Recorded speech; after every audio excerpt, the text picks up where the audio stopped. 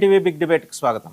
విశాఖపట్నంలో Google data సెంటర్కు మొత్తం ఏర్పాట్లన్నీ సిద్ధమైన శంకుస్థాపనకి ఎప్పుడెప్పుడా అని ఎదురు చూస్తున్న ఆంధ్రప్రదేశ్ ప్రజానికి ఎదురు చూస్తున్న ఈ వ్యవస్థ మరికొద్ది రోజుల్లో ప్రజల ముందుకు రాబోతోంది. 2028 జూలై నాటికి పూర్తి చేయటమే లక్ష్యంగా 1.35 lakh crores విలువైన ప్రాజెక్ట్ ఇది. 601 ఎకరాల్లో నిర్మాణం పూర్తి చేసుకుంటోంది. $15 బిలియన్ భారీ పెట్టుబడి. ఇప్పటిదాకా ఏదో ఒకటి మాట్లాడుతూ వస్తున్న వైసీపీ నోరు మూయించడానికి కూటమి ప్రభుత్వం చేసిన కసరత్తు పూర్తిగా వచ్చింది కాబట్టి ఇక వైసీపీకి ఛాన్స్ లేదు ఇంకా ఈ కూటమి ప్రభుత్వం గురించి మాట్లాడటానికి అనే పరిస్థితి అయితే ఏర్పడింది. లక్షలాది ఉద్యోగ అవకాశాల కల్పన. సో ఒక 2 ఏళ్లలో ఆంధ్రప్రదేశ్ స్వర్ణాంధ్రప్రదేశ్గా పూర్తి స్థాయిలో మారబోతోంది. సో కూటమి ప్రభుత్వం ఇచ్చిన హామీ ఉద్యోగ కల్పన, 2 ఉపాధి అవకాశాలు మెరుగుపరచడం, సాంకేతికంగా 2వ రాజధాని విశాఖపట్నాన్ని అభివృద్ధి చేయడం, ఇవన్నీ కూడా ఒకేసారి చేయబోతోంది కూటమి ప్రభుత్వం. ఈ అంశానికి సంబంధించి బిగ్ డిబేట్లో ఈరోజు మనతో పార్టిసిపేట్ చేస్తున్నారు బీజేపీ నాయకులు ఆంజనేయ రెడ్డి గారు. నమస్తే అండి ఆంజనేయ రెడ్డి గారు. టీడీపీ అధికార ప్రతినిధి సురేంద్ర నాయుడు గారు, అలాగే పొలిటికల్ అనలిస్ట్ మస్తాన్ రావు గారు అండ్ జ్వాలాపురం శ్రీకాంత్ గారు వైసీపీ అధికార ప్రతినిధి. మీరు చివరిలో మాట్లాడాలి, ఎందుకంటే మీరు మొదటి నుంచి ఆరోపణలు చేస్తూ వస్తుంటారు కదా, వీళ్ళు ఏం చేయరు, ₹1 ఉపయోగం లేదు వీళ్ళతో అని. శ్రీకాంత్ గారు మీరు కొంచెం సహనంతో ఓపికతోటి ఉండండి, చివరిలో మీరు మాట్లాడతారు. కానీ ముందర సురేంద్ర నాయుడు గారు మాట్లాడతారు. సురేంద్ర నాయుడు గారు, సో దీనికోసం అండి ఎప్పటి నుంచో ఆంధ్రప్రదేశ్ కళ్ళల్లో ఒత్తులు వేసుకుని ఆంధ్రప్రదేశ్ ప్రజానికి ఎదురు చూస్తున్నారు. గూగుల్ డేటా సెంటర్ కోసం లక్షల్లో ఉపాధి అవకాశాలు నేరుగా కానీ పరోక్షంగా కానీ రాబోతోంది. మీరు మాట్లాడే ముందు గంటా శ్రీనివాసరావు గారు మాజీ మంత్రి నిన్న ఏర్పాట్లు పరిశీలించారు. పరిశీలించిన తర్వాత ఆయన ఏం మాట్లాడారో చూసి మీ దగ్గరకు వద్దాం. కన్నులతో ఎదురు చూస్తా ఉన్నామో ఆ శుభతరుణం వచ్చేసింది. మరి విశాఖ కాదు, ఆంధ్రప్రదేశ్ కాదు, భారతదేశానికి ఒక గేమ్ చేంజర్గా రాబోతున్న గూగుల్ రేపు ఉదయం మన ప్రీతం ముఖ్యమంత్రి నారా చంద్రబాబు నాయుడు గారు అలాగే ఇతర పెద్దలు అందరి చేతుల మీదుగా శంకుస్థాపన కార్యక్రమం జరుగుతూ ఉంది. మొత్తం $15 billion investment, 1 gigawatt data centre. భారతదేశంలో అతిపెద్ద ఎఫ్డిఐ ఇన్వెస్ట్మెంట్.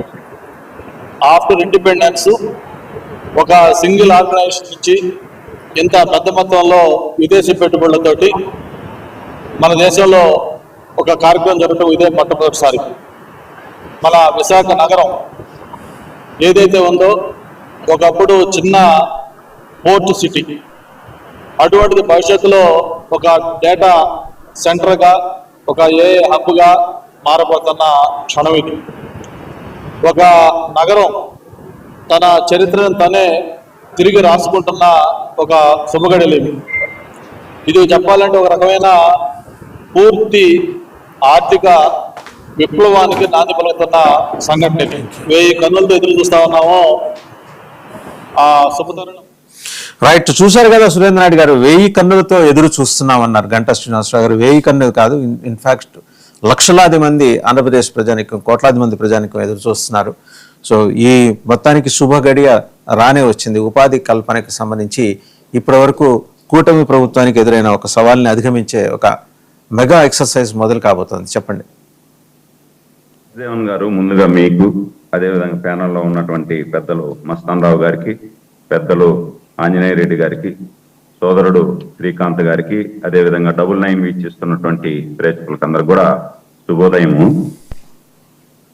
వాసుదేవన్ గారు, మనం చాలాసార్లు కూటమి ప్రభుత్వం అధికారంలోకి వచ్చిన తర్వాత చర్చించుకున్నాం. ఈ రాష్ట్రంలో వేర్పాటువాదాలు, అదేవిధంగా ప్రాంతీయ తత్వాలు రెచ్చగొట్టనీయకుండా కొంతమంది గుంతకాడ నక్కల్లాగా కాసుకుని ఉన్నటువంటి వారికి అందరికీ కూడా చెంపపెట్టులాగా ప్రతి ఏరియాను కూడా, అంటే రాష్ట్రంలో ఉన్నటువంటి ప్రతి ప్రదేశాన్ని కూడా ఇండస్ట్రియల్ హబ్గా డెవలప్మెంట్ చేస్తూ అక్కడ ఉన్నటువంటి యువతకు అందరికీ కూడా అద్భుతమైనటువంటి అవకాశాలు కల్పించాలా. ఏదైతే కూటమి ప్రభుత్వం హామీ ఇచ్చిందో ఎన్నికలకు ముందు 20 లక్షల ఉద్యోగాలే కల్పన ధ్యేయంగా ఈ రాష్ట్రంలో చదువుకున్నటువంటి నిరుద్యోగి ఎవ్వరూ కూడా ఉండకూడదు అని చెప్పి ఆలోచనతో గౌరవ ముఖ్యమంత్రి నారా చంద్రబాబు గారు, అదేవిధంగా పవన్ కళ్యాణ్ గారు, లోకేష్ బాబు గారు, అదేవిధంగా మనకు ఈ భారత ప్రధాని మంత్రి గారి ఆశీస్సులతో ఈ రాష్ట్రాన్ని సువర్ణాంధ్రప్రదేశ్ రాష్ట్రంగా తీర్చిదిద్దాలనే ఒక బృహత్తరమైనటువంటి నిర్ణయం తీసుకొని ముందుకు పోవడం జరిగింది. దాంట్లో ఈరోజు దాదాపు 3.5 lakh crores పెట్టుబడి ఈ రాష్ట్రంలో రావడం ఎంతో శుభ పరిణామం. ఎందుకంటే దాదాపు 1.35 lakh crores పెట్టుబడి అంటే 1,00,000 ఉద్యోగాలు అక్కడ కల్పించబోతున్నారు. ఈ 1,00,000 ఉద్యోగాలు కల్పన జరిగిందంటే ఈ రాష్ట్రంలో ఉన్నటువంటి నిరుద్యోగులకి సింహభాగం మనం ఇచ్చినటువంటి హామీని నెరవేర్చినటువంటి వారం అవుతాం అనే ఉద్దేశంతో ఈరోజు మొన్న మెటల్ స్టీల్ ప్లాంట్, ఈరోజు ఇది మొన్న మెటల్ స్టీల్ ప్లాంట్ కూడా బ్రహ్మాండంగా శంకుస్థాపన చేస్తాం. స్టీల్ ప్లాంట్ గురించి మళ్ళీ మాట్లాడదాం. ఎందుకంటే విశాఖ స్టీల్ ప్లాంట్ కి ఇప్పటి వరకు క్యాప్టివ్ మైన్ తెచ్చుకోలేని మన నిస్సహాయత, మన దుర్బలత్వం, ఇవన్నీ చాలా అంశాలు ఉన్నాయి. అందువల్ల దాన్ని దీంట్లో కలపద్దు.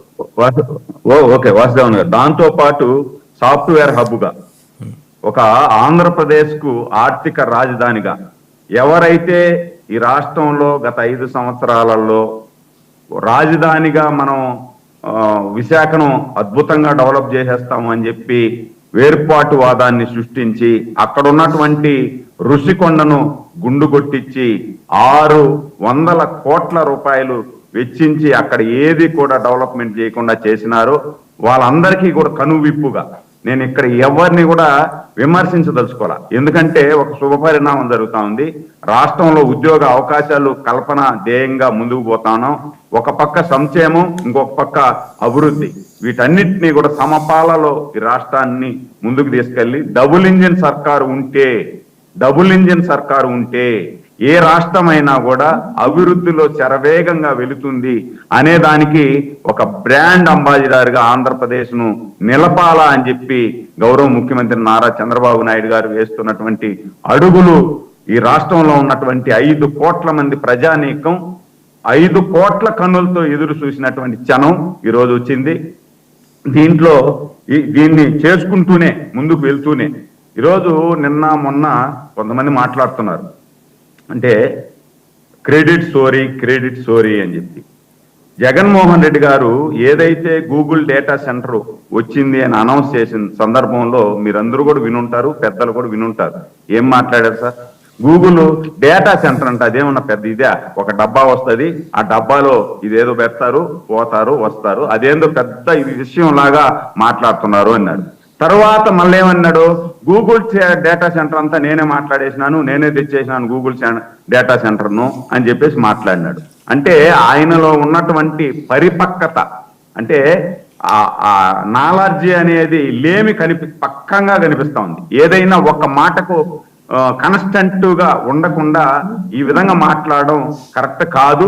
దాంతో పాటు కొంతమంది వైసీపీ నాయకులు మాట్లాడుతున్నారు. మా సోదరుడు శ్రీకాంత్ కరెక్ట్ గానే మాట్లాడతాడు ఉన్నట్టు. కొంతమంది వైసీపీ నాయకులు మొన్న చూసా కొన్ని ఛానల్లో ఏదో మళ్ళీ వస్తానండి, ఇంకా మళ్ళీ వస్తాను సురేంద్ర నాయుడు గారు, మళ్ళీ వస్తాను.